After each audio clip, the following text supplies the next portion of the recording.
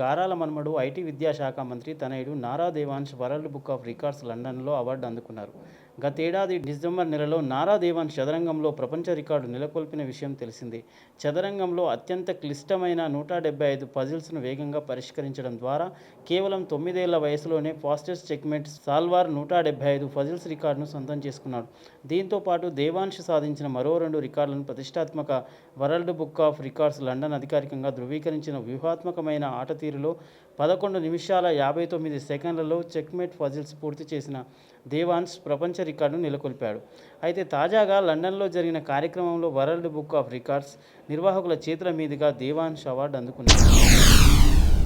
Andhra Pradesh cricket చరిత్రలో మరో నూతన అధ్యాయం ప్రారంభమైంది. ఆంధ్ర క్రికెట్ అసోసియేషన్ న్యూజిలాండ్ మాజీ కోచ్ గ్యారీ సీడ్ హెడ్ కోచ్గా నియమితులయ్యారు. న్యూజిలాండ్ను ప్రపంచ టెస్ట్ ఛాంపియన్షిప్ విజేతగా నిలిపిన అనుభవజ్ఞుడైన స్టీవ్ రాకతో ఆంధ్ర జట్టు బలోపేతం కానున్నదని ఆశాభావం వ్యక్తమవుతుంది. ఐసీసీ నిర్వహించిన పలు టోర్నమెంట్లో కూడా స్టీవ్ మార్గదర్శకంలో రన్నరప్గా నిలిచింది. ఈ నియామకంపై మంత్రి నారా లోకేష్ హర్షం వ్యక్తం చేస్తూ స్టీవ్ అనుభవం రాష్ట్ర యువ క్రికెటర్ల నైపుణ్యాలను పెంపొందింపజేసి ఆంధ్ర క్రికెట్ను జాతీయ, అంతర్జాతీయ స్థాయిలో మరింత ఉన్నత స్థాయికి తీసుకెళ్తోందని అన్నారు. పొట్టి శ్రీరాములు నెల్లూరు జిల్లా ఆత్మకూరు బాలికల గురుకుల పాఠశాల విద్యార్థులు విషజ్వరాల బారిన పడ్డారు. వారికి అవసరమైన ప్రత్యేక చికిత్స అందించాలని మంత్రి ఆనం రామనారాయణ రెడ్డి అధికారులను ఆదేశించారు. జ్వరాల బారిన పడిన వారందరికీ వైద్య పరీక్షలు నిర్వహించగా 2కి మాత్రమే మలేరియాగా ఫీవర్ ఉన్నట్లు వైద్యులు నిర్ధారించారు. మిగిలిన విద్యార్థులందరికీ సాధారణ జ్వరం వచ్చిందని పరీక్షల్లో తేలింది. దీంతో పాఠశాల ఆవరణలో వైద్య ఆరోగ్య సిబ్బంది మెడికల్ క్యాంపులు ఏర్పాటు చేశారు. ఆత్మకూరులో మున్సిపల్ సిబ్బంది అన్ని హాస్టల్స్లో పారిశుద్ధ్య పనులు చేపట్టారు. 3 రోజుల వ్యవధిలో 40 మంది విద్యార్థులు విషజ్వరాల బారిన పడి అస్వస్థకు గురయ్యారు.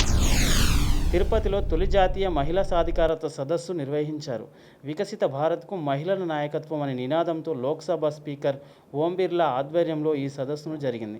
ముఖ్య అతిథిగా AP governor justice Abul Nazeer పాల్గొన్నారు.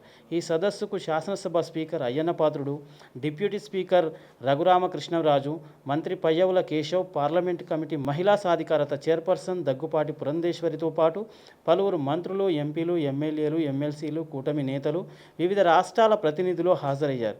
ఈ సదస్సులో సీఎం చంద్రబాబు పాల్గొనాల్సి ఉండగా వాతావరణం అనుకూలంగా లేకపోవడంతో పర్యటన రద్దయినట్లుగా అధికారులు తెలిపారు.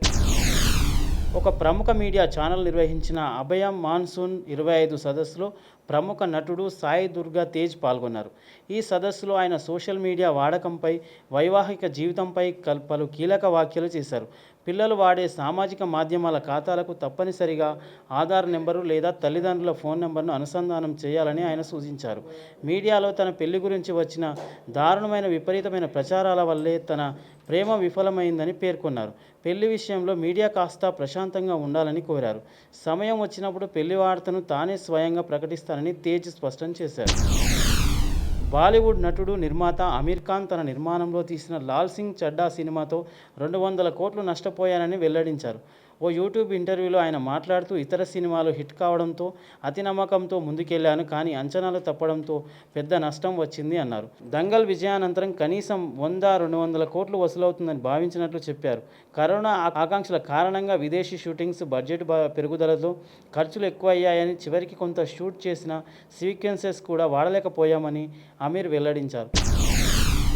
జెడ్ యువత చేపట్టిన భారీ ఆందోళన కారణంగా నేపాల్లో కేపీ శర్మ ఓలీ ప్రభుత్వం కుప్పకూలిన సంగతి తెలిసిందే. ఆ తర్వాత తాత్కాలిక ప్రధానిగా బాధ్యతలు చేపట్టిన సుప్రీంకోర్టు మాజీ ప్రధాని న్యాయమూర్తి సుశీలా కర్గి తాజాగా కీలక ప్రకటనలు చేశారు. ఇటీవల జరిగిన ప్రభుత్వ వ్యతిరేక ఆందోళనలో ప్రాణాలు కోల్పోయిన వారిని అధికారికంగా అమరవీరులుగా గుర్తిస్తామన్నారు. ఇలా చేయడం వారికి గౌరవంగా ఉంటుందన్నారు. ప్రజలకు సేవ చేయడానికి మాత్రమే బాధ్యతలు చేపట్టామని తెలిపారు. వలసలకు వ్యతిరేకంగా బ్రిటన్లో ప్రజలు భారీ ఎత్తున నిరసనలు తెలుపుతున్నారు. 1,00,000 మందికి పైగా ఆందోళనకారులు ర్యాలీలో పాల్గొని తమ సత్తా ఏంటో చూపించారు. అయితే ఈ ర్యాలీకి ప్రపంచ కుబేరుడు ఎలాన్ మస్క్ మద్దతు తెలిపారు. యూకేలో పాలన మార్పునకు మస్క్ పిలుపునిచ్చారు.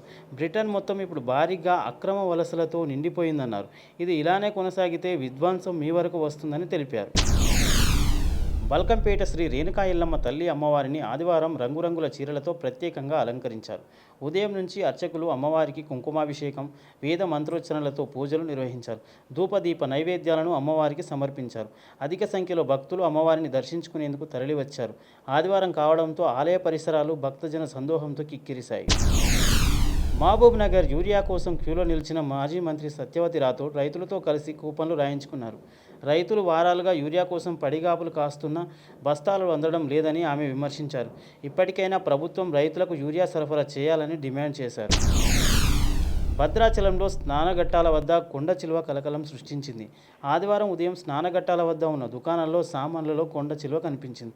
దీంతో భయాందోళనకు గురైన స్థానికులు కొండ చిలువ వల్ల ఎవరికైనా ప్రమాదం జరుగుతుందేమోనని దాన్ని చంపివేశారు.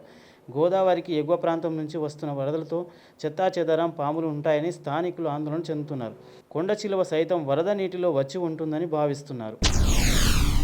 ఎస్ఎల్బీసీ టన్నెల్ ప్రమాదంపై 200 రోజులైనా చర్యలు తీసుకోలేదని కేటీఆర్ ప్రభుత్వంపై తీవ్ర స్థాయిలో విమర్శించారు.